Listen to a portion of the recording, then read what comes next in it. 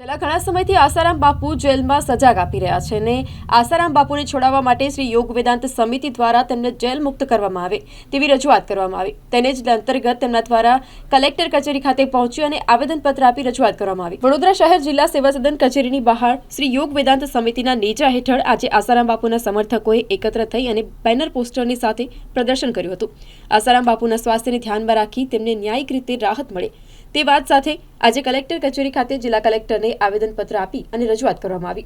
આ મુદ્દે પ્રતિક્રિયા આપતા શ્રી યોગ વેદાંત સેવા સમિતિના વડોદરાના ઉપપ્રમુખ પ્રફુલ્લ પટેલે પોતાની વાત મીડિયા સમક્ષ મૂકી હતી અને આક્ષેપો પણ કર્યા હતા।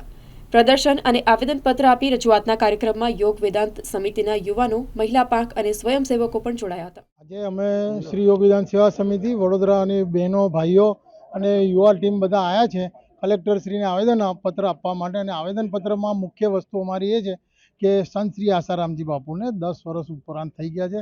એમની તબિયત બી સારી નથી, એમને હાર્ટની પ્રોબ્લેમ છે, 3 બ્લોકેજ છે અને કોઈ પણ આજ દિન સુધી એમને નથી બેલ મળી કે નથી SOS મળી કે કોઈ પેરોલ પણ નથી મળી।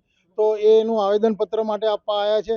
અને આ જે કેસ છે એ કેસ તદ્દન બોગસ કેસ છે।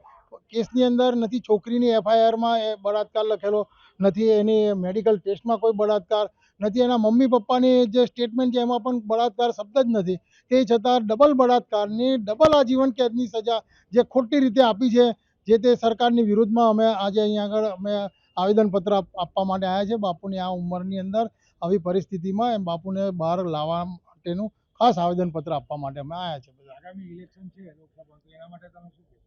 ઇલેક્શનને તો અમારે કોઈ લેવા દેવા નથી। અમારી તો એક જ વિનંતી છે કે અમારા ગુરુદેવ કે જે આપણે સનાતન સંસ્થાની અંદર ભારતની સંસ્કૃતિને જાળવવા માટેનું જે એમને 50 વર્ષથી સેવા કરેલી છે, એ સેવાને આજે સરકાર જે ભૂલી ગઈ છે અને આજે લોકોના ભાઈ બધા હૃદય રડી રહ્યા છે, તો એમાં જલ્દી બહાર આવી જાય આવા સંત તો એક બહુ મોટી વાત થશે એવું સરકારને વિનંતી। હું પ્રફુલ્લભાઈ પટેલ બોલું છું, યોગ વેદાંત સેવા સમિતિ ઉપપ્રમુખ।